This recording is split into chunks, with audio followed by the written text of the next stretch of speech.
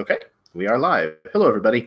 Welcome back to the Erasmus Expeditions. This is a session 0 for a brand new Dungeons & Dragons 5th edition campaign set in a brand new world, a world that I have talked about a little bit on the channel, as well as in various different groups, usually the Absolute Tabletop Facebook group. This world is called Momentum, and we'll get kind of into a little bit about what the world is going to look like in just a moment. But we are getting together tonight to kind of sort out characters and just kind of get to know one another a little bit, as well as just answer any questions that may pop up, go over social contract and the usual ish. So if you are not new to my channel, then you've heard me say this before. If you are, then this is a warning. This is an adult channel. This is going to be an adult game, therefore an adult session 0. These are all adult players, as far as I am aware. And some of the topics may venture into the mature. The language certainly will. So you have been warned. If that kind of thing bothers you, stop now. Okay. I'm going to toss it over to my players so that they can do introductions for themselves and plug channels or anything of that nature that they would like to before we get this started. So first up is Jake. Hey, internets, it's Jake. You can find me on Twitter at MTD_Jake, where I'm pretty active on there. I'm also known as Mini Terrain Domain on YouTube and Twitch, where I stream at least 3 different campaigns, 1 that I play in, 2 that I DM, one of which Jeremy is a player on, in our Thursday night Sunless Citadel, which we are coming up on episode 8. And I also do terrain crafting and things like that. Oh, yeah, Mitade. Mitade, indeed. All right. Next up, we've got Dave. Hello, folks. I am Dave with the channel Mornblade Gaming, and I don't have the list that Jake does, but working on it. But I'll be playing a Blade Singer for this campaign, and that's going to be fun. First time playing that. A Sky Elf. Very interested to play that and get into some high adventure with these fun folks and see what type of craziness we get into. But all right, that's me. Absolutely. Always a pleasure to have you on the channel, Dave. Glad to have you back. All right. Next up, we have Lloyd. Hello. Yeah, I think there's a few people on Earth who have as many accolades after their name as Jake, so it's hard to keep up. I'm Lloyd. I run the channel Your DM. I'm writing, or have written, a book called Iskloft, which is a Viking setting you can check out, and very excited to be in a Jeremy campaign at long last. That's been a long time coming, man. I hope this is going to be as much fun as I'm anticipating it to be. All right. Next up, we have Austin. Hello, I'm Austin. I don't have anything to plug. I guess you could find me on Twitter at godless_hippie, where I don't tweet anything. And I will be playing a Bonekin Monk named Bastaarad, and don't mispronounce it. Oh, it's going to happen. I can guarantee it. I have played once with, I have run Austin once before on the channel. I think it was the Masters of the Universe game that I ran. And yeah, I'm excited to get you into a campaign, man. I think this is going to be a lot of fun. I'm very excited to be here. Good, good. All right. Last but certainly not least, my brother from another mother, Jeff Doty. Yes, hello everybody. I'm Jeff. I have a YouTube channel. It's called Encounter Balance. You can check out some of my stuff there if you're so inclined. I'm going to be playing Darian, a human sailor, swashbuckler, rogue class. Yeah, super looking forward to to another Jeremy campaign. Managed to somehow worm my way in here as I promised I would in Ashes of Heaven. So I'm looking forward to seeing how everything comes together. Likewise, glad to have you back, Jeff. Yeah. So I don't think there's probably going to be any questions that we need to cover before we get started. I'm sure there will be some that come up as we get underway. But without further ado, I suppose we can just dive right in. Okay, just to get the bullshit out of the way first, go over social contract stuff. Obviously, you guys have all been playing for a while. This is probably not any news to you, but, obviously, you're on the honor system for your dice rolls. Use Control-D to mute your mic whenever you're not talking, so that way it cuts down on the screen cutting back and forth, as well as any white noise or things of that nature. Make sure you guys are taking turns. Sometimes there are people who like to bask in the spotlight, and at times it ends up leaving other players in the dark for a long time. So see what you can do about kind of holding others up, possibly looking for moments that kind of shine the spotlight, as it were, on both your character and someone else's. That usually leads to pretty fun moments in character. But again, this is all stuff that you guys don't have to hear. As far as house rules, I cap inspiration at 4 instead of 1. So you can have up to 4 points of inspiration at a time. And you can use them for things other than just taking advantage. So if there's something narrative that you'd like to insert that you feel might be outside the normal boundaries of just creating something for flavor, then you can certainly ask if I think it would be worth a point of inspiration. You could also use them to give to other players if you feel like they're in a clutch moment and they need the help. And pretty much for whatever else you could think of that might push the boundaries and you think you could trade for it, spin it as currency, as it were. Critical hits. The way that I do those is max damage, all modifiers, all extra dice, all of it, plus your roll on top of it. So crits are very weighty. In addition, in this game, all of you will have a stability score. This is going to be tied to your usage of ether, and if your score gets past a certain threshold, if it goes over a certain threshold, your character becomes one of the monstrous versions of your race, and your control of your character becomes mine. You'll have to roll up a new one. So yeah, there's typically 2 deaths. Well, not typically. There can be 2 deaths in Momentum. One, the normal true death. The other, an ether death, which is kind of mourned almost the same, as most people consider those who are lost to ether usage as being little more than dead. So, what else? Okay, yeah.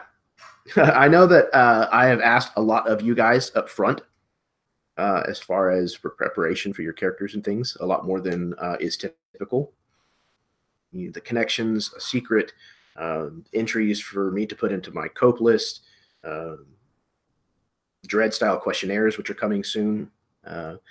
And I do this because I feel like it gives me a really firm network of potential hooks and incentives for me to be able to draw from in the future. And it typically means that I'll be able to firmly root your characters in the events of what's going on in the story, kind of throughout the entire campaign. So even though it is a lot, I sincerely appreciate you guys doing that, and I thank you for the bottom of my heart, because that gives me a constant stream of stuff to go back to hopefully add weight to what's going on and make it matter to you guys. So before we dive into kind of what momentum is, do you guys have any kind of questions so far that I could answer for you? Any names that you would like to call me in public? Baby, sweetheart. Maybe sweetheart. Hey, starting off on the right path. I was thinking daddy. Oh, your goatee's looking quite sharp today, by the way. I was thinking actually of calling this the beard hour, because even though Austin's lovely face is not shown, at least as of AtCon, he had a beard as well. So I realized that we all have very luxurious facial hair. I'm having some camera issues. Otherwise, you guys would see that it's grown even more since AtCon. There you go. It's probably true though of like 1v4 games on the internet, I would say. True. It's very true. Especially lately, beards have come back in style. Gotta hide my chinlessness somehow. Exactly. Otherwise, I look like a 13-year-old boy. Cool. Well, I'll take that to mean that there's no relevant questions. So we'll go right into just a little bit about what momentum kind of is. So the elevator pitch is that it's a flat world that was once inhabited by the god giants that kind of set it into motion. It is now slowly decaying, just like the towering remains of its creators. So the general belief here is that the Colossiahs started the world's cycles into action. They hurled the celestial bodies into orbit. They began the seasons, the passing of night and day, etc. But no one has ever seen a living Colossiah. Only their enormous bones and the ancient artifacts that they left behind, their weapons, shields, armor, things of that nature. It's kind of within these remains, or at least nearby them or within them, sometimes, that the people of this setting actually make their homes.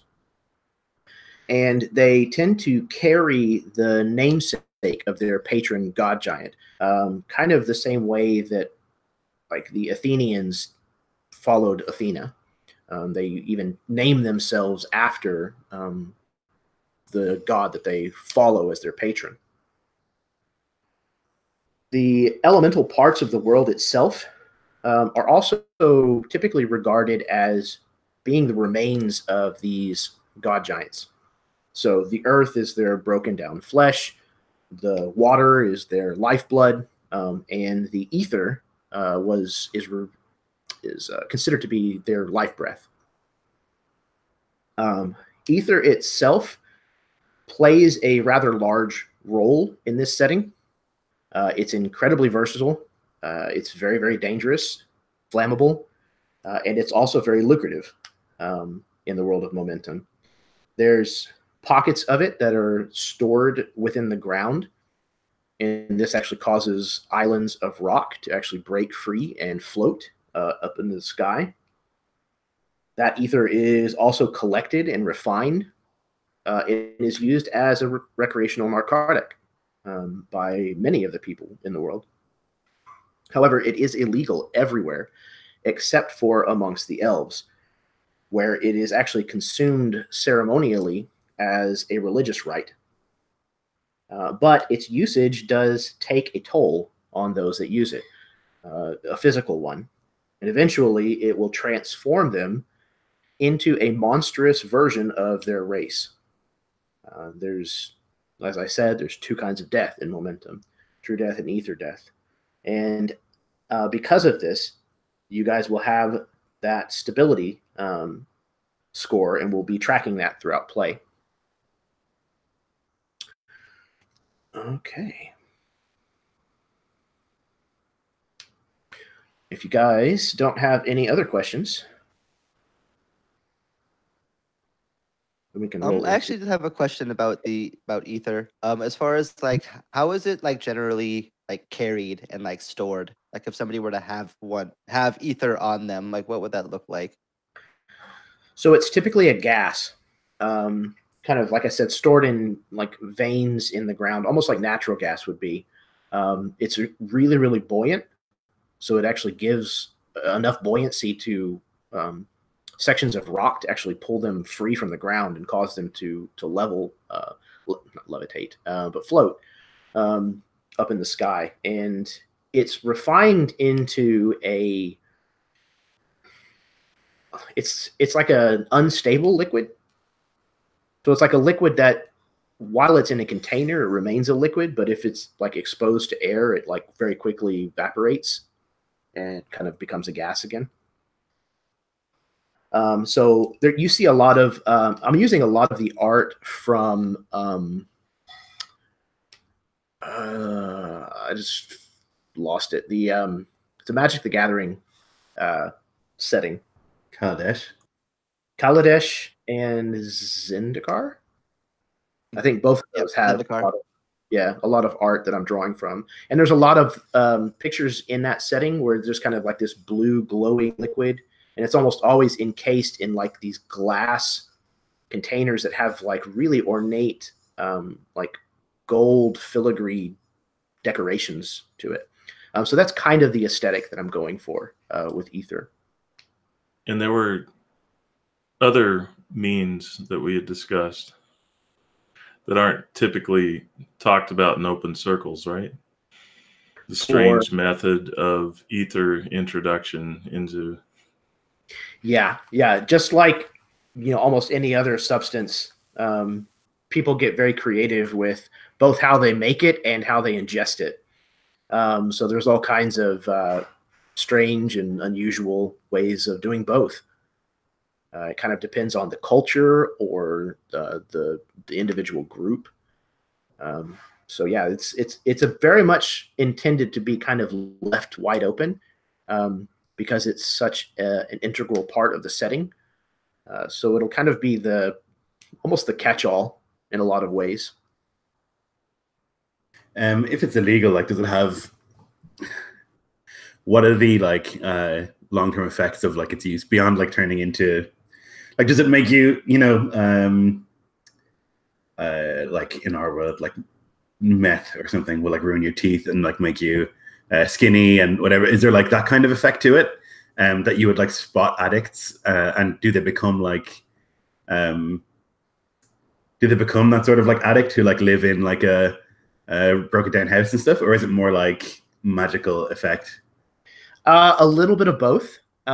Usually the way an addict is spotted is by how their body is already started to transform, because it's not just you reach this predetermined level and all of a sudden you become this monster. It's kind of a slow transformation. So like with the elves, for example, the monsters that they become are referred to as the breathless, and they actually see this as like religious ascendance. So for them, they think that it's this great enlightenment that you're achieving. But as they're making their progress towards that, their physical body slowly fades away. It breaks apart and becomes incorporeal. And it's all random, based on individuals and things like that. So they slowly lose their physical form. So spotting an elf who is using ether, would be pretty easy to spot simply because they're losing their physical form. But it does tend to take over the way that real world narcotics do for people who are addicted to them.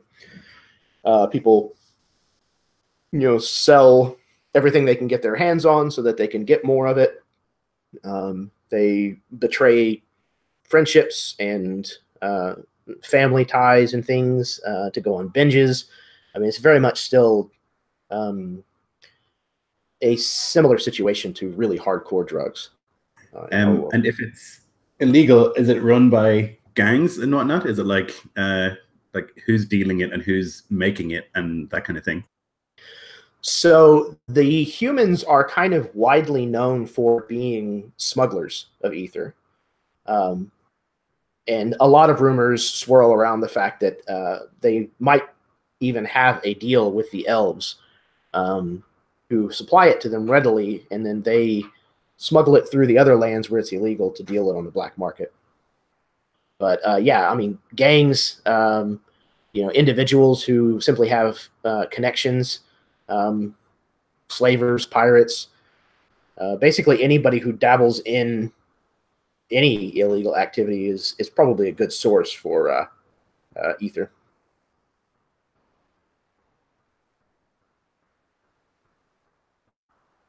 And even though it is illegal, it is not typically the kind of thing that is very hard to find. If you know people, you can pretty much find it in any city that you're in. Yeah, I'm a narc. I won't be able to find any. But I'm sure we have some people in our party who could find it if we want it. Perhaps. Cool. All right. Any other questions before I dive into races? No. Okay, cool. Truck and right along. All right. So the playable races in Momentum are the elves. The elves live among the Ascended Isles, which, as I discussed, are these kind of floating islands. If you've seen the movie Avatar, then you kind of understand, what we're getting at.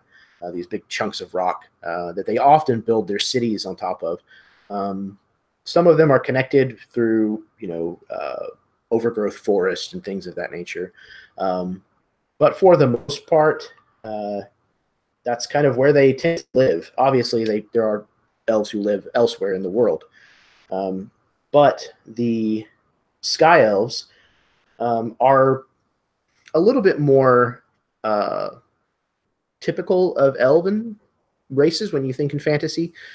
They tend to like the forests a little bit better, be a little more wild, and they are all but fearless whenever it comes to heights.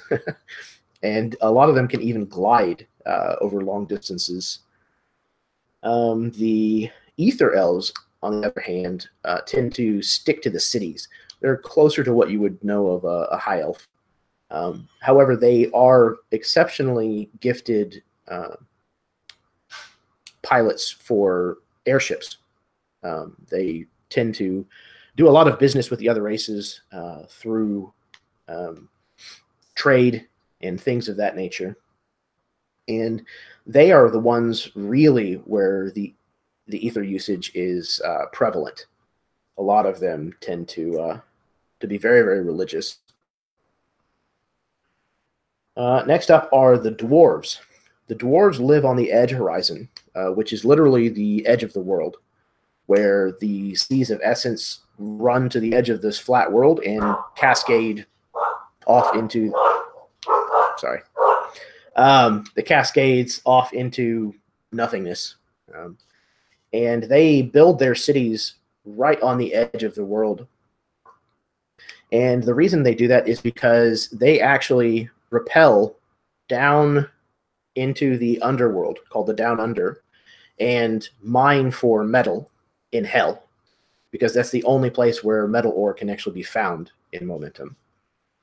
There are two different kinds of dwarves. The Forge-hammer dwarves, which, as their name would indicate, are typically the ones that forge all of the metal that comes back up from Down Under. The other are the Delver dwarves, which are the ones who actually go after the metal. These dwarves tend to be pretty rough, especially the Delver dwarves. And a lot of them, we already spoke about the Breathless with the elves. The dwarves, they become a monstrous version of themselves called the Scorched. They actually, by venturing into hell, slowly become possessed by lesser demons, and that increases over time, especially with ether usage. And eventually, they will lose that internal struggle and become completely fiendish themselves. It's not a pleasant job. The humans, they tend to occupy the coasts of the interior islands, as well as the actual seas of Essence themselves. Very, very maritime trade, nautical themed, almost Mediterranean. These are divided into two different kinds: the shoreborn, which are ones that are a little more comfortable living on land, and then the horizon seekers, which are the ones who are exceptional sailors and travel all over the world. The humans, through ether usage, slowly become beings known as the drowned, which are effectively like merfolk or sirens, but they're not benevolent in any way, shape, or fashion. They're very, very nasty, nasty beings. Okay. Next up is the Bonekin. Now, the Bonekin are, they look like the Kunari from the Dragon Age franchise. They're very, very big, broad-shouldered, usually, have horns. They don't typically have a tail or hooves the way that tieflings would, but they have a lot of other kind of qualities about their appearance that are similar. However, their persona tends to be very, very different. Where the Kunari are typically kind of a war-based race, the Bonekin are more, their temperament is more like hobbits. They tend to be herders, farmers. They like kind of the quiet, idyllic life. They enjoy drinking, eating, and just kind of being chill overall. They live in the rest of the world, the rest of the land masses. That's kind of collectively referred to as the grave fields. And they are divided into the homestead Bonekin and the border march Bonekin. The homestead are the ones, like I said, who are typically farmers, people of the earth, and the border march Bonekin are more of a warrior-focused people. They patrol, literally, the borders of Bonekin lands, trying their best to protect their people from any outside threats. And then last are the Reborn. The Reborn are elf-made constructs. They're imbued with the soul of an elf who has become a Breathless through a very secretive religious ceremony. And so when a being kind of succumbs to ether usage, and they've either set this up ahead of time or they have a benefactor that does it for them, their soul is kind of put into the body of this prepared clockwork ether-powered robot, for lack of a better term, just basically just a construct that's meant to house them. However, this process wipes the memories of their previous life completely. Oh, the Bonekin, through ether usage, become a type of being called the Broken. And they become incredibly savage, very feral versions of themselves, and cause a lot of trouble, usually along the borders. So they're really, really nasty. The Reborn also have a version of themselves that can succumb to ether usage. They're called the Fragmented. And what happens to them is they start experiencing broken memories from their previous life, and it really tends to mess them up pretty bad. Okay. For races that bring up any questions. I am curious, do any of the races have, beyond, other than the elves, have like more or less predilection towards ether usage? Like, are some races just like their societies more frown upon it? I mean, I know it's illegal everywhere, but I'm wondering more like the social aspect of it. Right. Or so the Bonekin tend to not engage in ether usage very, very much, and are very, very harsh on enforcing the laws about it in their lands. The dwarves, with dwarves, it's almost like a, hey, it's illegal, and if you get up to no good and we catch you with some, then you're just in even more trouble. But because of what they deal with on a regular basis, the usage of ether is, it's almost just kind of a look the other way kind of situation.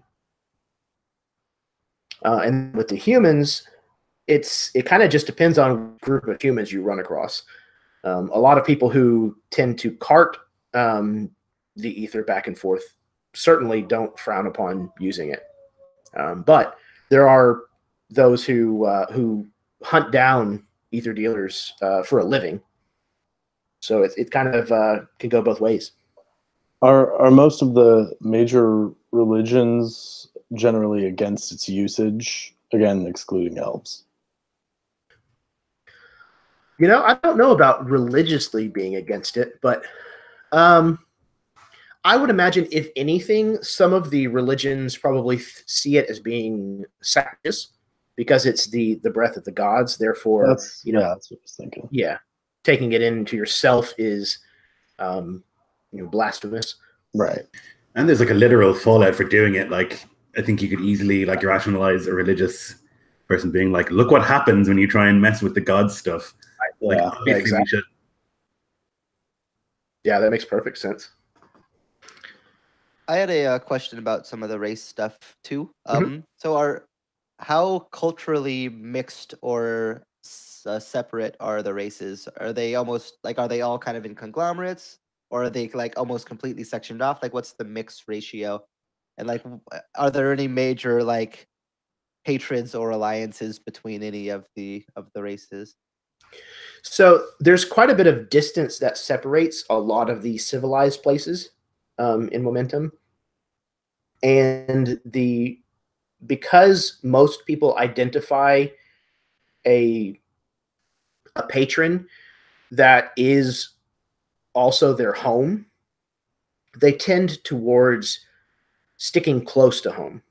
Now, traveling and things like that abroad is not unusual, but most people typically come back to the place that they consider home, because that's where they feel the closest to the god giant that they identify as their patron and things of that nature. A lot of the races tend to stick to themselves. But in the larger cities, it's not unusual to see maybe 10% of the populace be of mixed other races, especially things like ports. There's the humans frequent a lot of the ports and things of that nature of other races. So, well, I would probably think that like the Sky Elves see a fair amount of traffic from traffickers of said ether, right? So they see lots of different races that may be engaging in that type of stuff because they sell it, and that's where you get it. And then you probably got the dwarves probably see a fair amount of people who are coming to purchase the steel, right? The metal that they're mining, right? Yeah, absolutely. Most of the cities, the bigger cities, have an import and export market. The dwarves also, not only do they find metal down below, but they also find I just completely lost the term I was going to use. Brimstone. Skeletons, or okay. Yeah, they find brimstone down below, and they've managed to forge brimstone into firearms. So basically, gunpowder, if you will. So the dwarves make they make bright orange Nerf guns. No, they tend to sell quite a lot of those as well, for if you can afford them. So, how unusual in the context of this game is it going to appear to the rest of society to see a couple of bonekin, a human, a sky elf, and a Delver dwarf shambling around together? You'll definitely get some odd looks. And there may even be a couple of situations that you get into where certain shops may not serve all of you. You may have to be a diplomat for the rest of the party in certain situations. Particularly your character, probably. If you guys ever go to delve into the Down Under, dwarves do not let non-dwarves delve very often, if at all.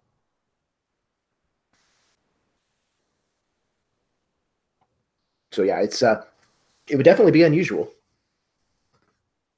I mean, my vote is for staying out of literal hell unless it's absolutely necessary, but that's just me. This game's all about options, Austin. I mean, I'm just saying there's a reason I left home and I'm traveling with y'all. Yep. Cool. Do you guys have any more questions about races? Or anything else that I've done over this far? I know I'm booking it through this stuff, but I'm trying not to keep you guys too late. Quick question regarding my background and even Jeff's is the familiarity of mine from possibly selling to lots of different people. My familiarity with a little bit of culture from each one of these might be evident, not knowledgeable to a great degree, but I knowledgeable of the different types of humans, bonekin, dwarves, etc. Yeah, if anything, you probably have the least amount of contact with bonekin. Okay. I would think. They don't have a lot of in the way of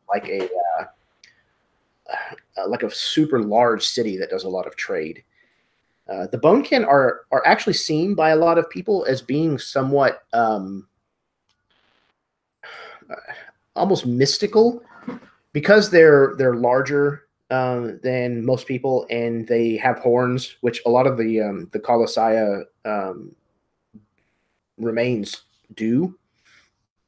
So a lot of people kind of tend to view them as being like distant but direct descendants of the gods. Not everybody feels that way, but it's kind of the generally held belief. So they have kind of this almost like a buffer that a lot of the other races don't really have. Makes sense. Cool. Okay. Well, then we'll roll right into you guys doing introductions for your characters. Kind of just telling us a little bit about who you're playing, what they are race and class-wise, maybe go over background. If you want to touch on any PC connections that you might have, hold on to your secret for now, if you've got that. Yeah, so let's get to know you guys. You're welcome to whoever wants to go first. I'll go. I'm playing a young female Delver dwarf who her affinity for the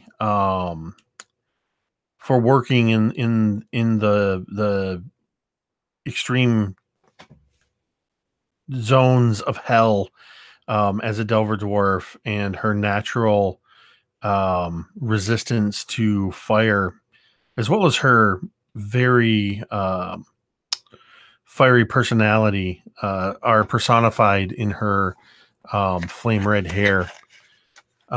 She's young. She's very young for a dwarf.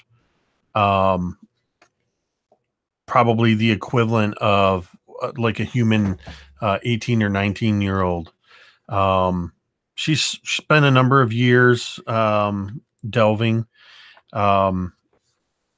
and it was while delving that she Well, back up a second. The background that I chose for her, though she's a delver, she has a bit of a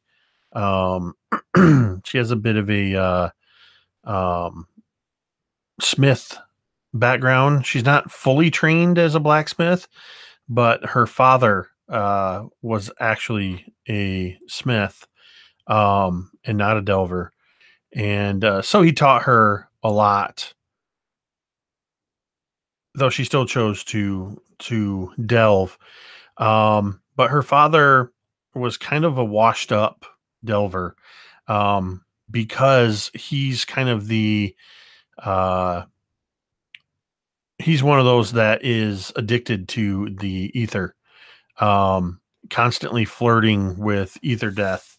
And she's had to kind of pull him back from the brink a few times. So Katya has a hatred for ether use, as a recreational thing, because of what she's seen that it's done to her father. He was a very skilled smith, a very skilled craftsman, but because of his addiction to ether, as you said, they tend to sell stuff off to kind of keep going with it. And he sold off a lot of his equipment and didn't spend as much time. And because I imagine he's got some side effects that just linger, kind of an equivalent of, his hands are no longer stable. His eyes maybe are affected by the ether glow or something like that. Something that interferes with his ability to even if he wanted to, he couldn't craft as well as he used to. So that's where Katya's hatred of recreational ether use comes from.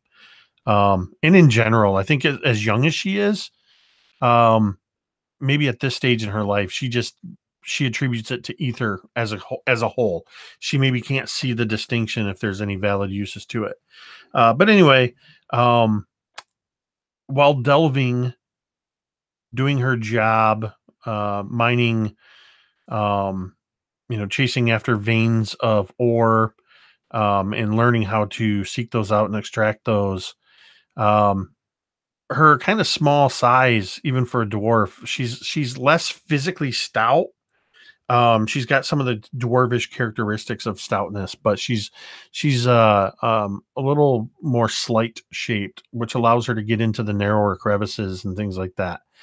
As a result, that's why she was alone when she discovered some sort of shadowy entity, that has basically connected itself. She viewed it as almost like a metal ore, but in shadow form.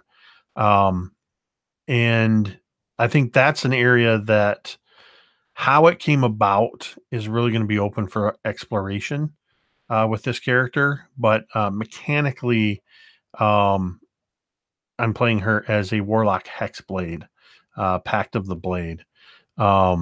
So there's going to be some interesting things that I plan to do with the shadow element, and leave that kind of open for myself and Jeremy and the others to explore as we kind of learn together who Katya is. I hadn't actually worked with anybody directly to come up with the PC connections, so I am completely open. I know a couple of you have established connections, but open to any ways that I'm also open to the fact that she could kind of be that, every group has that one that's with them. They just kind of put up with, that, she might be that one as well. So maybe they're negative connections with a couple of you. I don't know. I'm open to whatever. She's the party hothead. Oh, literally. Yeah. She's the one that's most likely going to say something when you're trying to be diplomatic. She's the one when diplomacy is needed, you try to find something else for her to do, or to distract her otherwise. You don't bring her in for the delicate situations. You bring her in when you want to burn shit. Or dealing with dwarves. Oh yeah, just dealing with the dwarves. I think unless there's anybody has any specific questions about her, I think I kind of touched on the main stuff about her. Again, Katya Kybrick is her name. I'm still working on kind of figuring out the characterization of her, but yeah. Excellent. Great start. Anybody else? I'll go. So I'm going to play Ingvaraad. Ingvaraad Akun Adar, which is a mouthful. So she is a cleric. I'm not certain about what kind of cleric. I actually thought I was going to play the Forge cleric, but then having heard about that's really a dwarven thing. Maybe it doesn't make as much sense, but then I thought maybe the PC connection could be between Ingvaraad and Katya, like that maybe it's like a thing that happens between Bonekin and dwarves where they send like members of this order to go learn smithing with them, something like that. It could be possible.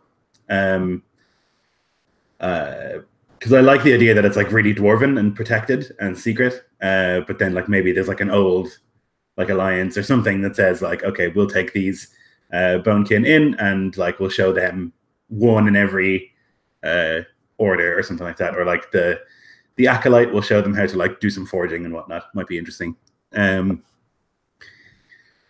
Yeah, so Ingvaraad is a narc. She's like a member of religious order. She's going to be yeah, just like not like really against the use of ether, because like why are you drinking God's blood, and like just don't do that. It seems like a really dumb call and like deeply sacrilegious and all the rest. I think that makes a lot of sense.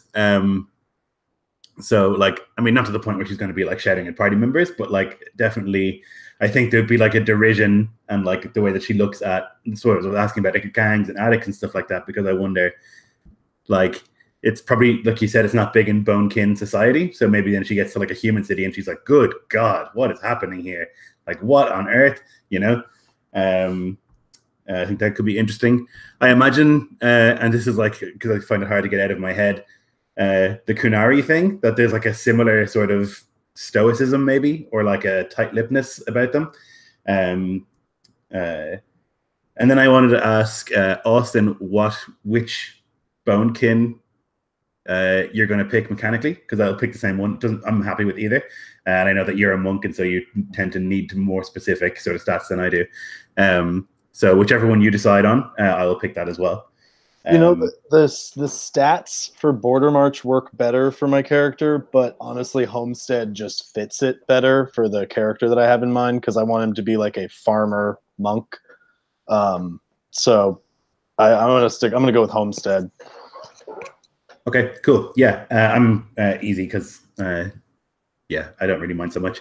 Yeah, so I think like one connection definitely could be with Katya and like the smithing thing, and that maybe is like maybe Ingvaraad went there and like saw the awful situation and sensed something in Katya maybe, and she was like, why don't you come with me? Like I'm gonna go back. Why don't you come with me and we can like get away from this place that's obviously pretty grim.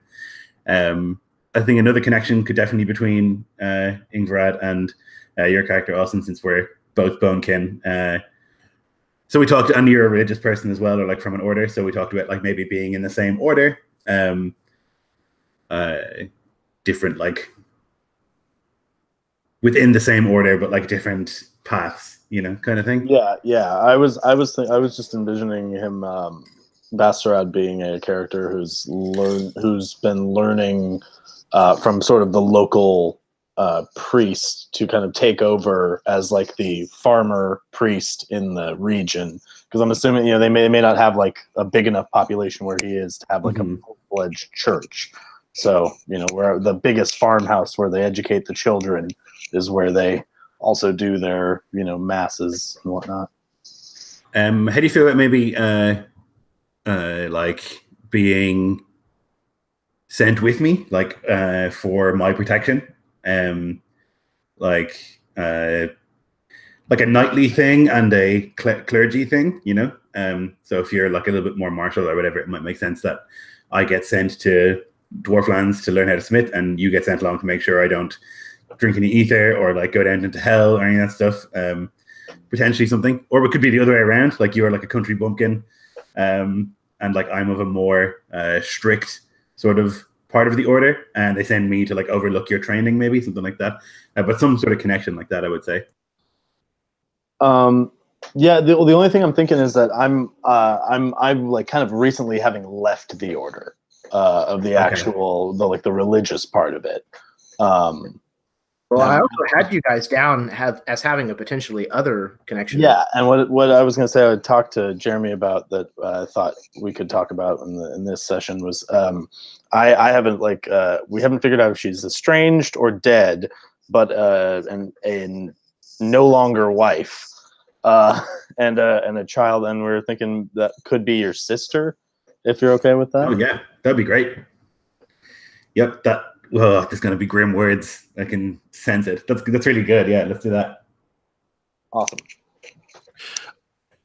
I do like the idea of our connection then being kind of like you said, the foreign exchange student thing. Yeah. Yep.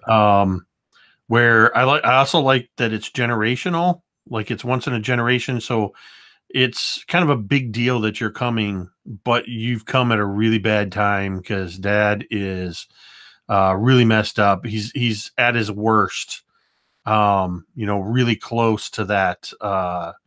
I forget the word already, but when they transform from ether addiction, and maybe you came while I was in hell, while I was delving, and and then so you were already kind of fed up with the way things were.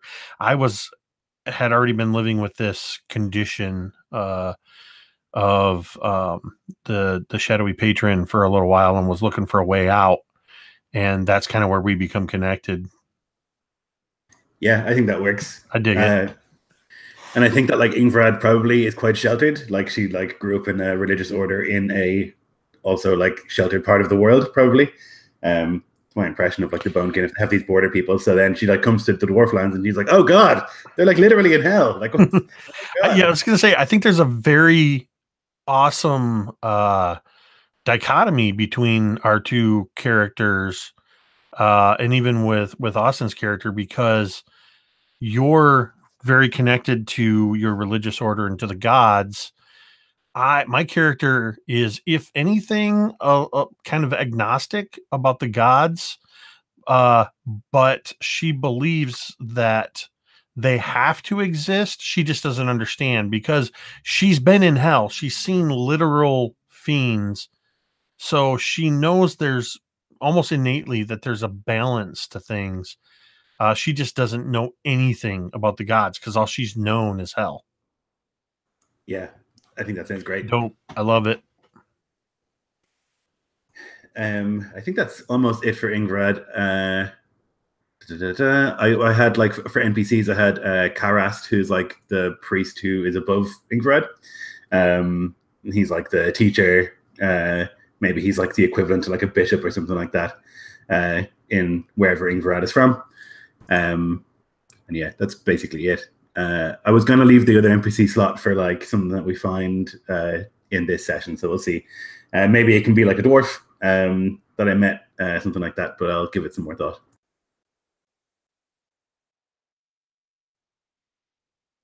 Well, since we've already sort of started, I'll continue with a little bit more about Bastaarad.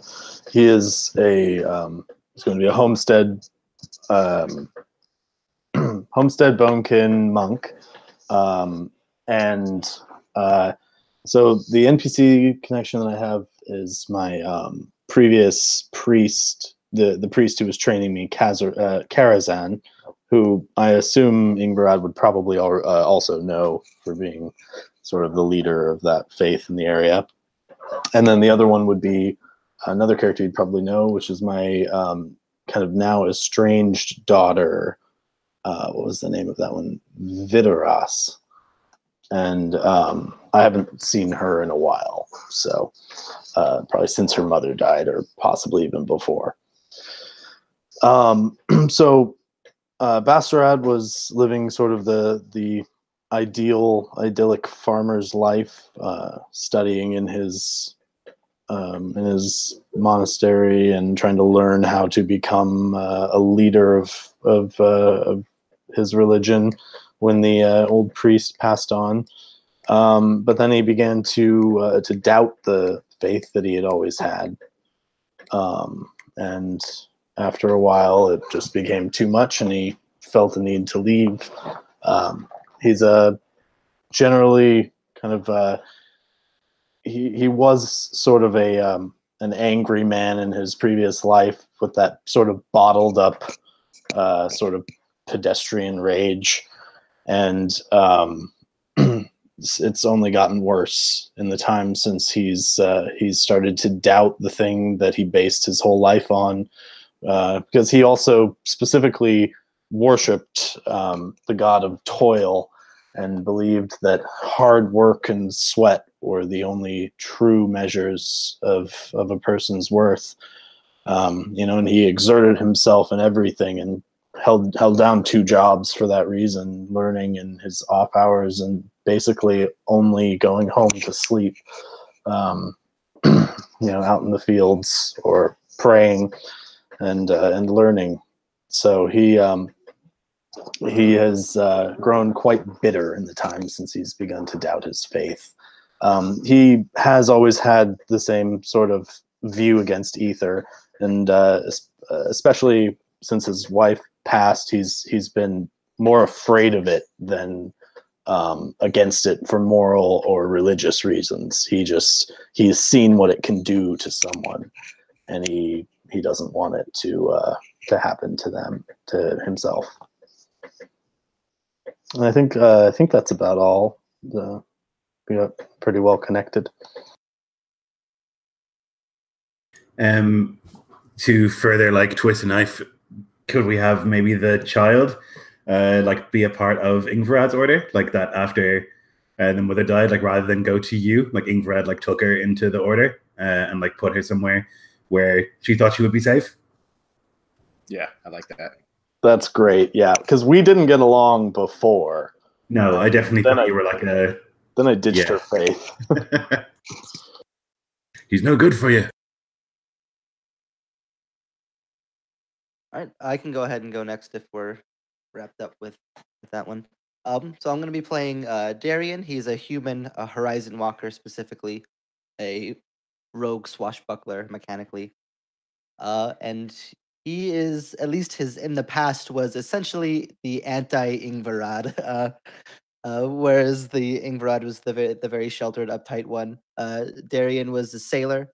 He worked basically as deckhands and whatever assorted crew members on ships basically his whole life, where he was introduced to ether and all of its glorious effects, where he became very addicted to it, nearing to the point of turning. I imagine his skin is started to gray a little bit, and you can almost see what would look like scars where gills would almost have formed on him, but haven't yet.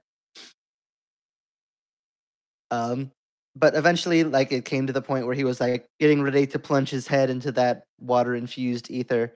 But something stopped him for some reason. He was able to hold himself back from the addiction and has begun trying to kick it, which he has done to moderate success so far, though there's still the pull of that addiction left well inside him. So he's definitely probably, it sounds like, the most connected to the drug use side of the setting here. From there, he basically left being a sailor to go off trying to find some sort of purpose, because he is under the impression that purpose is probably the only counter to that addiction, that he needs to have something that drives him, or else he will inevitably fall back into the embrace of the ether, which he's desperately trying to prevent. Which I think there's probably a potential light connection actually between Darian and Ingvaraad. I know me and Dave already have a connection, which you can go a little bit into. But perhaps in this search for purpose, maybe he's stopped at this order before. He didn't end up joining it. for some reason decided like the recruitment didn't quite catch him in the way that it was intended, but perhaps he's taken some lessons or something from there before moving onwards, inevitably meeting again, something like that. Yeah, it could be interesting that like you were there for a month or two, and in that time, like would have been a little bit of study, and then like you probably like left without saying anything. I imagine like one day we wake up and like he's gone, a chalice or something from the. He definitely took like some of like the shiny silverware or something. Pulled like a Valjean, just like stayed at the church under the guise of like making a better life, and just like disappears with like some of the valuables in the night. Yeah, I think that sounds interesting as well. And like maybe like we really tried, and then like Ingvaraad would have been furious, but then like Karis is like, no, he'll find his way. Like they're all like this, and like you can't force change; they have to find it themselves. And like, oh, that's sort of like good wisdom. But Ingvaraad's a bit too hot-headed, and she's like, no. But I think that works pretty well. Yeah, and which is the frustrating part, and I'm sure it will be to play him, is like he genuinely does want to be better, but those like habits of that old life are so strong, especially fueled by addiction. Yeah. And he's also got a couple NPC connections. Some of those I think I'm gonna keep secret because they tie into my secret. So I don't want to give away too much with Jeremy's permission here. I've already passed that on to him. And I also have a connection to Dave's character, which we can probably get a little bit more into once he goes through all his stuff. But basically, we've met before. He could see obviously how addicted that I was. And we got into like a little scuffle over it. Like he like insulted me, and then in a fit of like withdrawal, I kind of lashed out at him, but ended up finding some common ground in the end, which we can kind of delve into a little bit later. Funny enough, he also ditched Dave's character without saying anything in the middle of the night.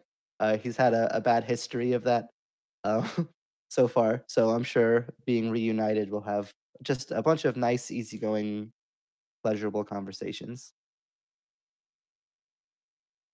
What was the name of that ship?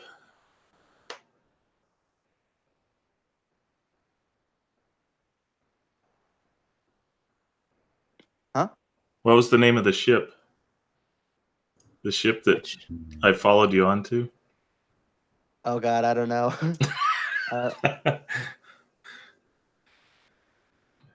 Trying to think of a good the air rider. I don't know. Has to be very something kind of like weirdly optimistic or like heroic might be like a weird contrast with the tone, like in a good way, you know? Right. Like the jolly something or other, and it's like, oh, okay, is that really what they call ships here? It might be interesting. We'll come up with it. I have kind of a quick clarifying question. Was when was it Darian stopped at the Order with Ingvaraad? Is that the same place that Bastaarad is, or is that like the larger like training hub in a more metropolitan area? So I would have thought that like Ingvaraad lives at like a chapter house or like a monastery or something, and it's probably like a big ass stone church, like a cathedral almost, you know, the equivalent in this world, you know, maybe not as big as a cathedral, but like something like that. While I imagine like Bastaarad is like at a local chapel or something like that. Exactly. That's what I was thinking too. I was just trying to make sure because I heard the name of the priest and I just wanted to make sure. One thing that I did want to touch on, and I forgot to earlier, is another connection as to why people believe that the Bonekin are descended from the Colossiahs. Are they the only ones that seem to be able to actually work these god giants' bones? They work them the way that dwarves work stone in other settings. So when somebody wants to build into these remains or needs to extract them for some reason, Bonekin are brought in to do so because nobody else can figure out how to.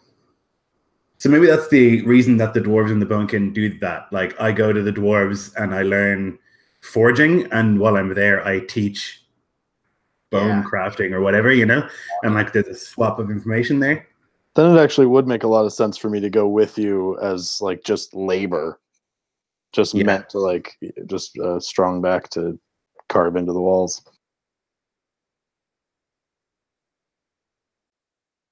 God, that would have been such an awkward trip.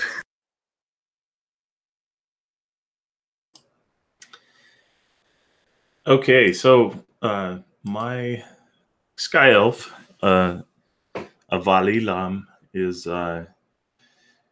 his name is Kalpeanaama Ontu, but he goes by Kalp because it's so difficult to pronounce for most non-Elven speakers. He is the fourth son of Rathal and Amnastria. His family is a very healthy production of ether, and he was brought up in it. And being that he is fourth in line, he was more entitled to running it rather than being the head of the family one day. At first, this was exciting for him. He got to meet new people. He got to run the operations. He got to go to parties. He got to test ether, the new things. He got to see the operations and spent a lot of years doing so. And as such, he traveled a lot and got to meet a lot of people trying to grow the business, right? So, but as he started getting older, he realized that he was becoming more of just a drone to the company. And he also started seeing the actual effects as he started getting older and actually seeing what was around him. More specifically, his trainer, he began noticing the effects early on that she would throw up illusions for him to train with as opposed to giving him actual lessons. And this became a regular thing. In fact, it became more so that she pawned him off to just reading lessons as opposed to sword lessons. And then he came down and saw her actually almost go to the, in the worst throes of ether addiction. And this was one of the turning points where he started questioning exactly what was going on, what his family was doing, what they were providing, and, kind of an introspective moment. And over time, he had seen Darian as part of one of the crew members of the ship. And because as he grew in ranks, Kalp had started to have to talk to him over the paperwork and stuff like that. And one day in particular, he noticed that he was rather under the weather, and he made a sarcastic, snide remark that he looked so bad that he probably couldn't even kill someone or damage someone with a spoon or something like that. And basically,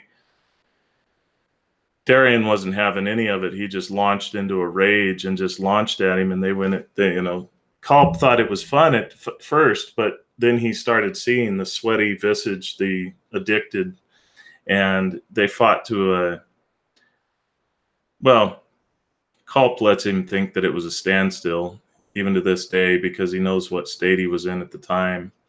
And it became to one point where basically Kalp just set the clipboard down and followed him onto the ship because he was done with dealing ether and building this life. He was never going to lead and make a great impact on his family. He was just destined to be a warehouse manager as he looked at it. So he left to find better existence, because what he was doing was he felt as though he was just a death dealer in great quantity. So he's kind of stuck in the middle. He doesn't feel that ether is, he believes that each person must make their own choice. And he believes that it's a bad thing. He definitely looks down upon the dealers of it, but if someone chooses, that's their right. So he's kind of in the middle on it all. He just personally doesn't think that it's a good thing anymore. Irashara was the name of the city, the Dreaming City, but it's also known as the City of Nightmares. At least some have rumored to say that, but yeah, his NPC was his trainer, Incanta. Basically, Camila was her name, and she almost went to the went on to become a what did they call them for elves again? Breathless. Breathless. She almost became breathless and came back from that. And her teaching also changed once that occurred. She had subtle messages in her trainings from that point forward. And whether that came forward or not is still left to be known. Again, I haven't chosen a second NPC as well, but it could be possibly the captain of the ship. Seems like an obvious one. Was I had to possibly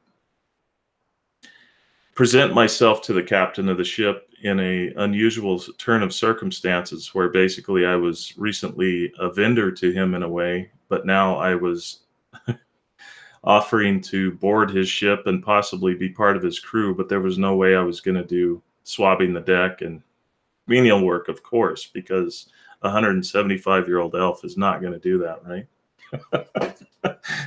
So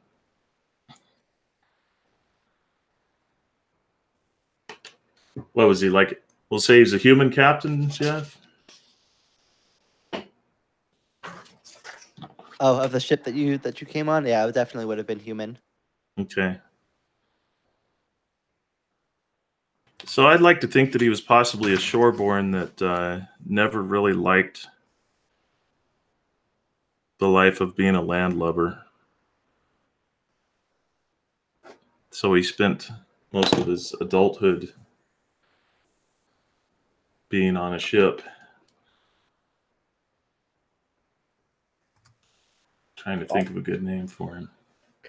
I think if it's the same one, Jeff might have a name already. Okay.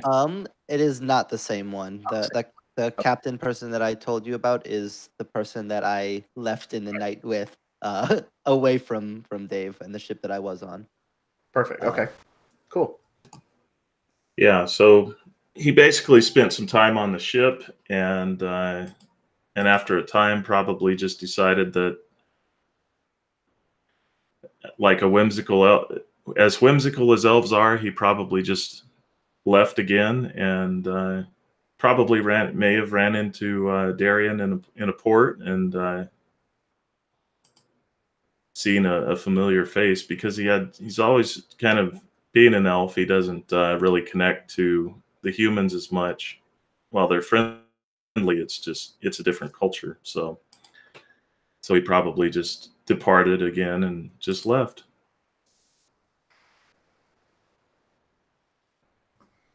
Awesome. So, yeah, we touched a little bit on how people typically follow the patron, the Colossiah that they call home. And I know that we have kind of established with Dave, and I want to say one other person gave me, Austin. You also gave me a name of a kind of the patron deity for what you would consider to be home. So the others of you would probably still somewhere deep down consider yourself to be an Athenian, whatever the equivalent of basically where you were originally from. And we can kind of go over all of that, settle on names and things of that nature before we have session 1 next month. Cool. So is there anything that you guys want to know more about right now? Or is there anything else that you would like to try to establish now that you don't want to wait on, or any questions you have? I have a question. As far as go ahead. Go ahead, Jeff.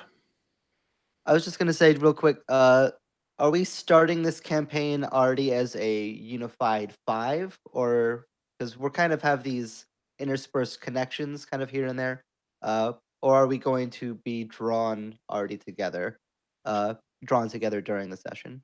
I have not yet decided. I've been kind of holding off so that I can have all of the input from you guys first before I really start to kind of string together kind of where I want things to go, or at least where to head. So I'm not sure yet. If you guys have any kind of input on that, feel free to toss it at me, and I'll take it under advisement. My question is about the brimstone firearms. Mm-hmm. You've given an indication that they are that one, the dwarves are the ones that hold the secrets to those weapons, or at least their manufacturer.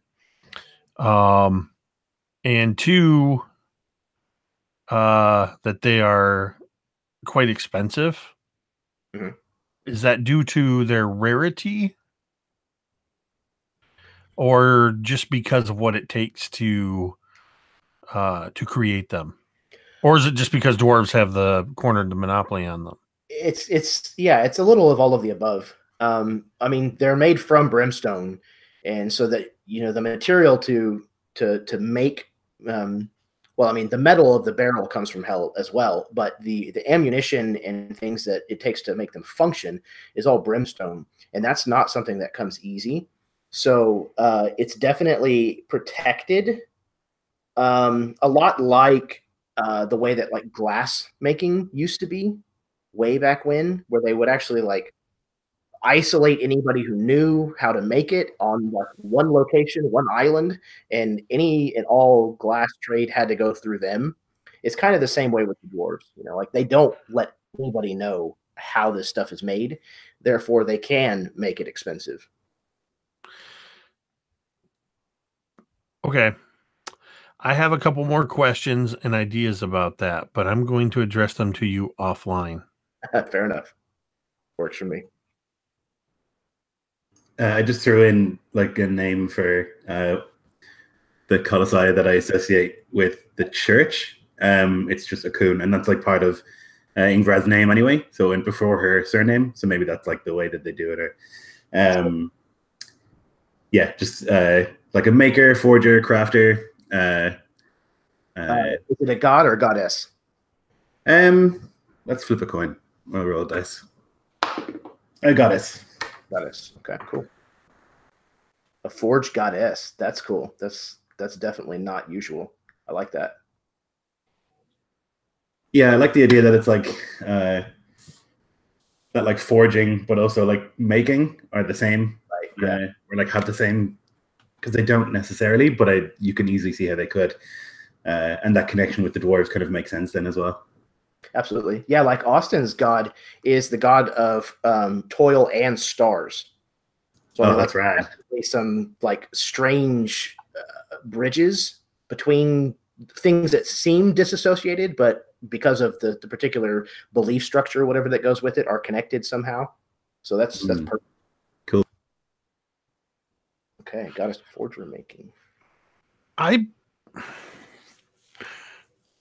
really think that probably through naivete, but just because as a delver and she spent so much time, Katya thinks of herself as the name Hellion keeps coming into mind, but she thinks of herself as a child of hell. In part because of her, maybe that feeds into her agnosticism about the gods, or or vice versa. But because she was raised from the youngest age to delve, that's all she's known. So that would be what she relates to as herself. If she's going to tie to anything, if put on the spot to say, to what do you deity or religion do you ascribe, she would say hell. That's perfect. I think there's probably even maybe a cult that feels this way. And it may not be like an organized, wearing hoods and, having secret meetings kind of cult. But, there's a growth movement, if you will, of people of dwarves who feel this way, that maybe you're kind of clinging to, and it makes good sense being kind of a young dwarf. Maybe you're kind of throwing off the mantle of the old ways, the generations that have come before, and kind of adopting this new belief that's coming up.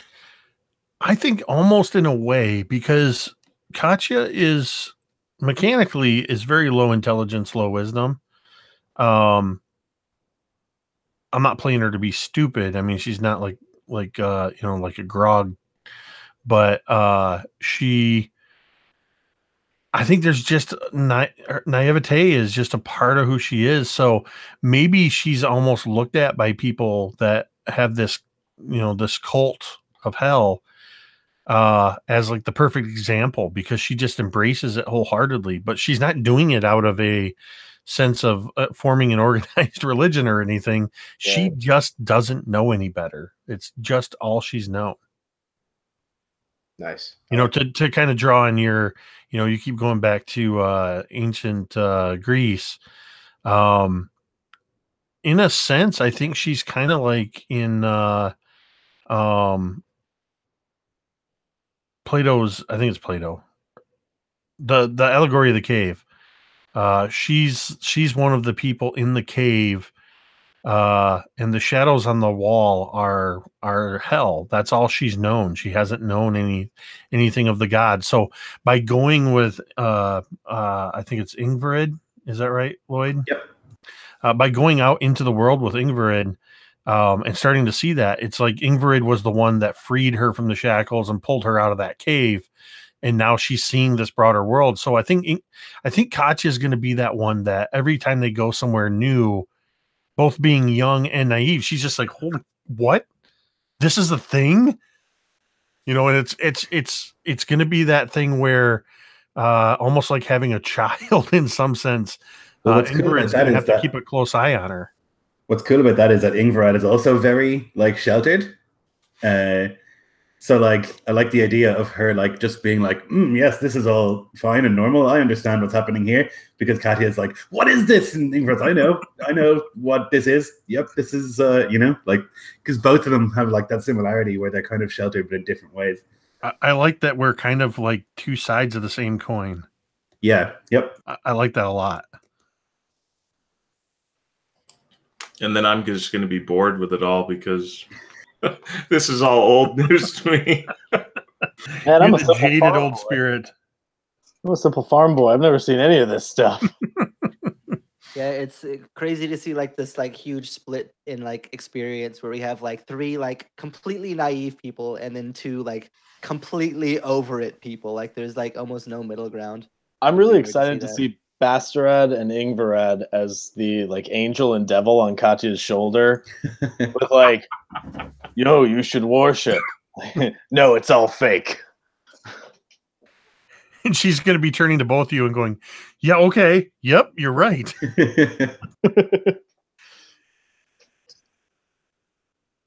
Fantastic, guys. Yeah, this party is definitely starting to gel really, really well. You guys have come up with some fantastic stuff. Like I said, I'm going to be using a lot of what you've given me to finish crafting the Dread style questionnaires that I'll give to you guys here probably within the next week or so. It'll just be 10 questions that are kind of directed straight to certain points, either that we've already discussed or ways that I want to try to tie in some of the information that we've discussed to other things that may or may not happen in the game. And I have found that those are really, really helpful for kind of understanding where the headspace of a character is and kind of how a lot of this information kind of colors their personality. So hopefully you guys will end up finding them useful as well. Awesome. This has been very, very productive. If you guys have anything else go ahead and toss it out there. Otherwise, we're going to wrap this up and call it a night. I just have like some things about like what I'd like to see, I guess. Yeah.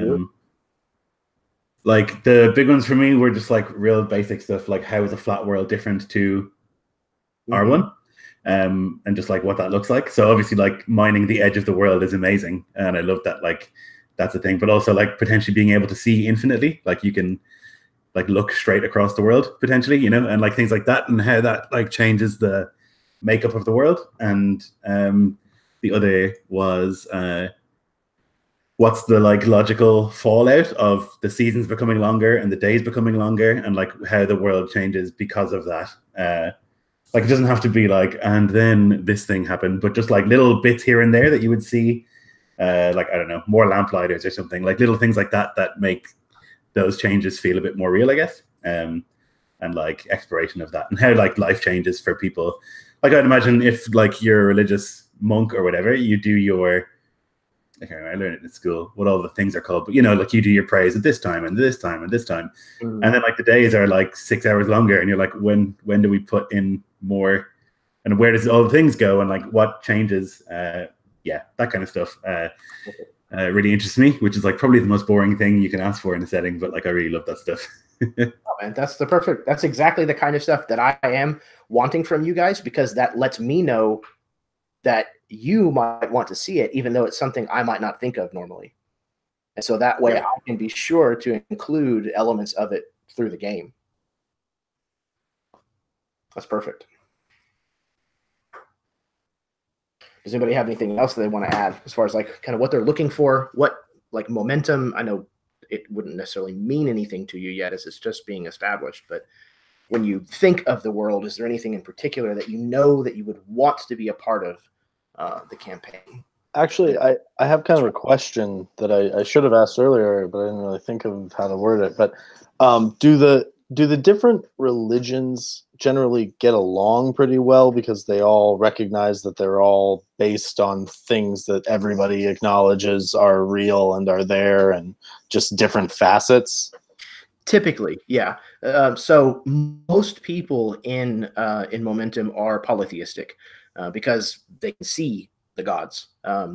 So they understand that there is a god of toil and stars, and they know his name, and they know supposedly, you know, what he did. So the mythology is kind of a well-known thing, the way that it would be in the polytheistic religions. Or okay, so it's more of a patronage thing.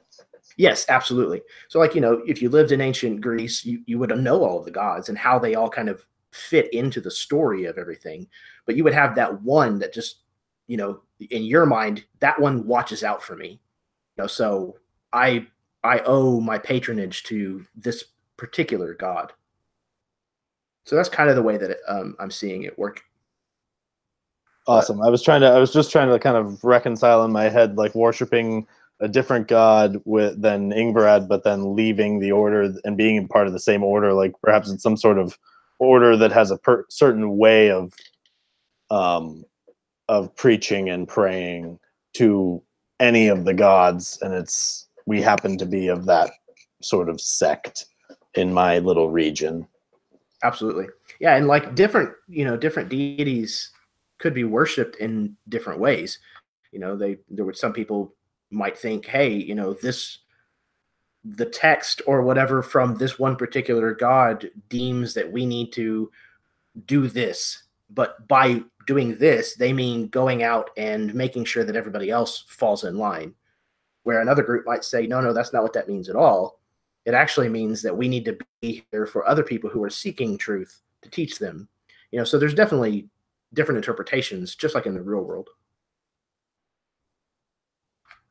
Something I think that through the lens of Katya's worldview that I'm really interested in potentially exploring is, with Katya having such a hardwired hatred of ether because of what it's done to her father, I think one of the things that she's been enamored with coming out of hell and going into the world is airships and flight and these lands, the elves themselves. I think Dave's character is going to be almost angelic like to her. She's going to have this starstruck quality around him, I think, initially, but she's very like in love with the idea of being so high in the sky, having spent so much of her life under the earth. And I see that as being a problem for her potentially when she realizes how these ships and these lands are able to be in the air. If it's because of harnessed ether, that's going to cause conflict in her. And I think that would be a really interesting thing to explore, how she discovers that, all that. And just because me as a player, I have always loved airships and air travel. Lee Scoresby is one of my favorite characters from literature, from his Dark Materials series. But I have never, actually I take that back. I've never in an online game, but I have in one home game used airships. So we're going to have to knock you out every time we get you on an airship after that. Well, she's not. Yeah, after she figures out what it is, she becomes the redheaded dwarven version of B.A. Baracus. Yep. I ain't getting on no ether-powered ship with you fools. And then you'll need a glass of milk. Does that make Jeff's character Murdoch?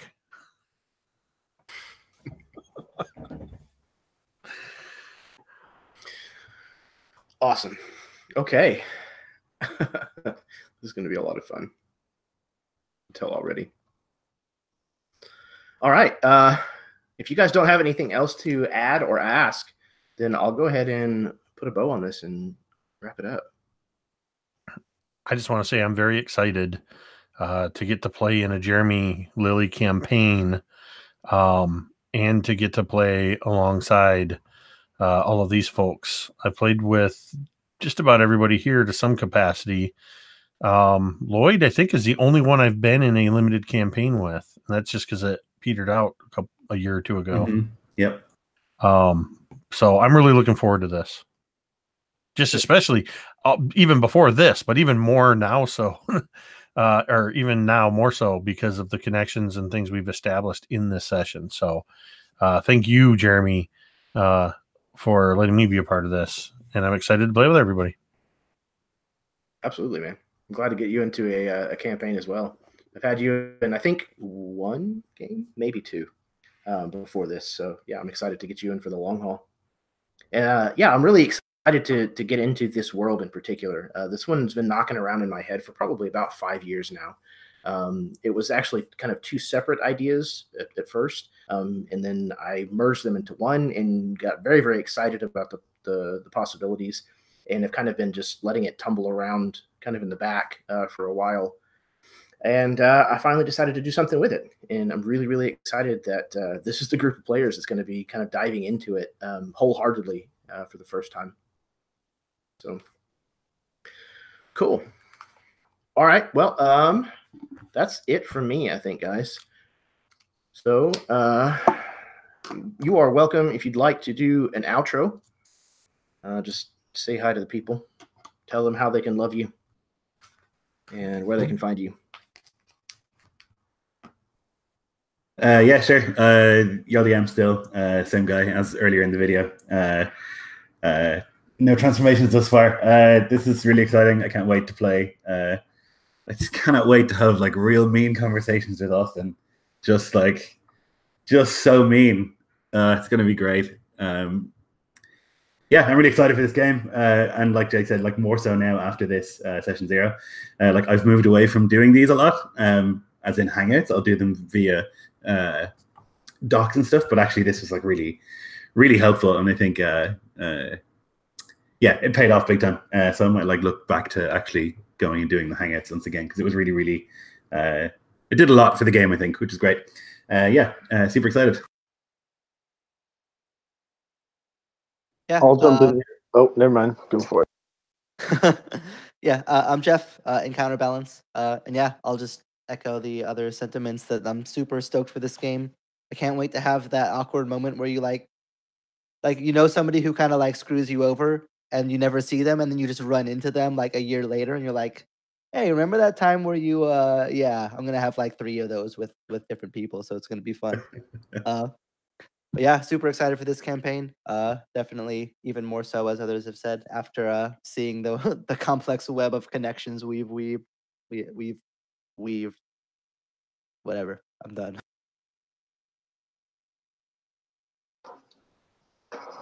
Well, I'll keep mine short and sweet. I just want to say thank you very much for including me in this. I'm super psyched. I can't wait for the questionnaire. I'm really excited to. I've never actually dug this far into a character before a game, and I'm really excited to see what that results in. And I've also never had a chance really to play an asshole because I always go super diplomatic mediator types, and I don't want to do that this time. So. It'll be nice to get to fight with Lloyd and criticize the ether user and the fucking elf. And who knows what will happen with the dwarf. But I'm excited. It'll be a lot of fun. It's going to be PvP the first session. I'm just kidding. No, I get, echoing these sentiments. I agree. I played with all of these gentlemen except for Austin. I don't think we've ever played in a game together before, so that's going to be great. And again, just excited because I don't typically play elves, so I'm challenging myself to really delve into elves and how I'm going to bring forth the Blade Singer. Hopefully, it presents well throughout the game. So. Yeah. Tension mounts. Thanks, guys. Well, I've already gone on about how excited I am to play in this. Yeah. At MTD_Jake on Twitter. Check me out on YouTube and Twitch, where I simulcast a lot of live plays. I mostly do modules. I run a Tomb of Annihilation game. I'm playing in a Waterdeep Dragon Heist game, and I'm running a Sunless Citadel mini campaign that's going to turn into a Forge of Fury mini campaign. So I love when I get a chance to play in homebrew worlds. And I've had the chance to do that with to play a couple times in Iskloft with Lloyd, and now to get to explore one of Jeremy's worlds with just an amazing group of people. Having played with a few people here, I know what everybody is capable of. So yeah, this is going to be, in my mind, this is like our Game of Thrones level epic that we're about to embark on. And that excites me. So. Yeah, I was going to say no pressure. No, yeah, I am super excited, like I said, about this world, but also just about this particular collection of players. I have had the chance to play with each of you, and yeah, I'm really, really excited to see how you guys are going to bring life to not only your characters, but also this world and this setting, and what sounds like is going to be very, very delicate connection of relationships that we've established here. And yeah, the NPC connection, PC connection, secret, all of that kind of stuff. It is a lot of upfront work, but this will be the third time that I've done it now for a campaign. And both times that I have done it before, it has paid off in spades. So once again, I really do thank you guys for humoring me and going through the extra steps to get this all prepared ahead of time. And tonight was very, very helpful because you can only do so much through texting back and forth, I think. So having a little bit of FaceTime and kind of hashing this out with everybody in space at once has been very, very worthwhile, I feel.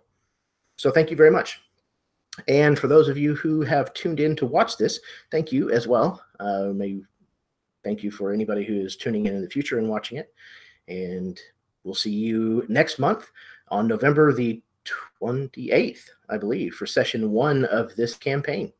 And until then, may your dice roll high and your snacks always be within reach.